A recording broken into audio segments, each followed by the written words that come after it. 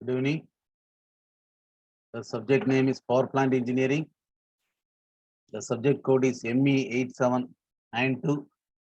I'm Dr. Elilan, Professor, Department of Mechanical Engineering, Rohini College of Engineering and Technology. Today we are going to see the wind energy.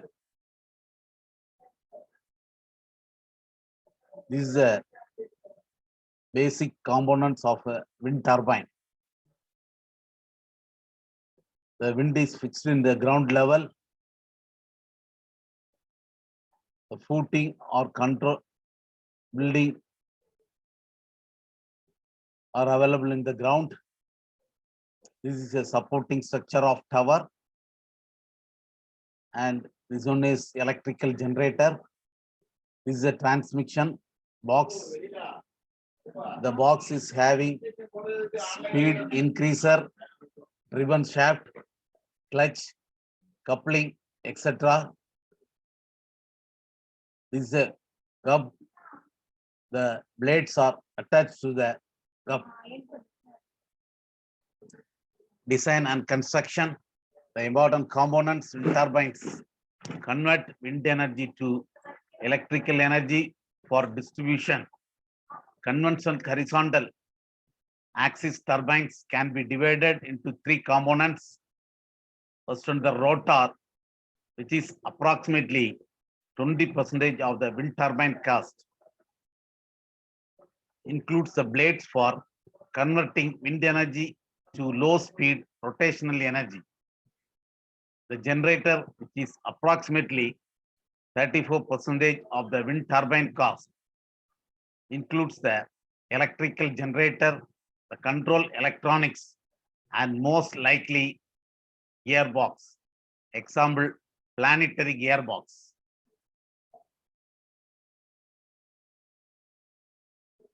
This is a diagram for lift and drag force on an aerofoil. How to pass the air for the aerofoil. The flow around a three-dimensional wing involves significant additional issues, especially relating to the wing tips. For a wing of low aspect ratio, even for wings of high aspect ratio, the three-dimensional effects associated with the finite span can affect the whole span, not just close to the tips. The vertical pressure gradient at the wing tips causes airflow sideways, out from under the wing, then up and back over the upper surface. This reduces the pressure gradient at the wing tip, therefore also reducing lift. The lift tends to decrease in the spanwise direction from root to tip, and the pressure distribution around the aerofoil section change accordingly in the spanwise direction. This is a horizontal axis wind machine. The wind machine is fixed in the ground. This is a supporting structure. This is a tail vane. This is a windmill head.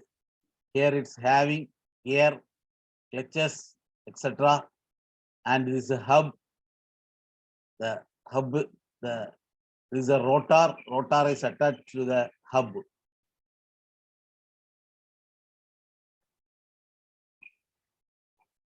Horizontal axis wind turbine are typically either 2 or 3 blade and operate at high blade tip speeds.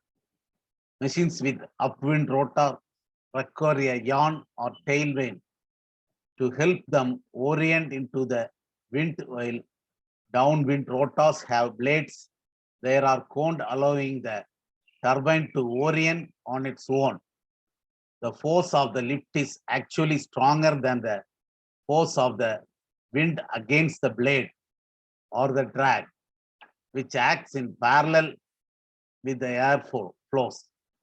This allows turbines blades to turn at speeds greater than could be achieved relying on drag force alone. Although some wind turbines also use the drag force to produce energy, most horizontal axis wind turbines are redesigned on top or near buildings in urban areas. Wind direction changes can be frequent and dramatic as a result of interaction effects from surrounding objects. Consequently, horizontal axis wind turbines are at the disadvantages due to difficulty aligning properly and quickly. Where continuous misalignments occurs, the efficiency of horizontal axis wind turbine is reduced. The major advantage of upwind rotors is that they do not suffer from the tower shadow effect. However, upwind rotors are to be placed at some distance from the tower, and a yaw mechanism is essential to keep the rotor always facing the wind. On the other hand, downwind machines are more flexible and may not require the yaw mechanism. Advantage of the horizontal axis wind turbine is reduced visual impact.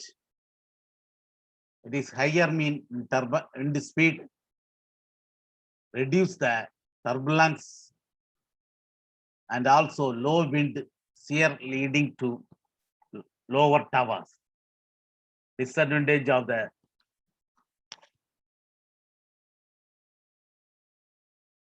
wind axis,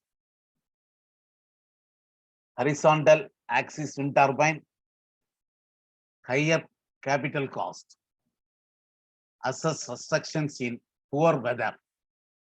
These all are the references. Thank you.